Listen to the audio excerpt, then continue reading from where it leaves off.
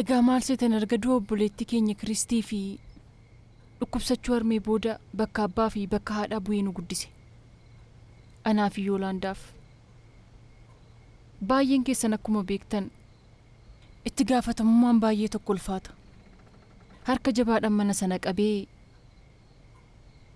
jaalalaan nu guddise. Nan yaadadha. Gaaf tokko dubartiin tokko bu'aa gara mana keenya dhuftee intalli koo osoo gara mana barumsaa deemtuu haleellaan irra ga'ee jette. Guyyaa sana egaa kan inni mana barumsaa shamarranii qe'ee keessatti banuuf murteesse. Shamarran akka ishee daandii dheeraa imalanii akka hin baranne godhe. Egaa abbaan koo nama akkasii ture.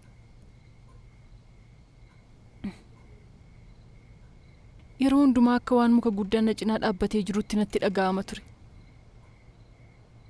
Amma garuu waan inni na bira hin jirreef dhiifama.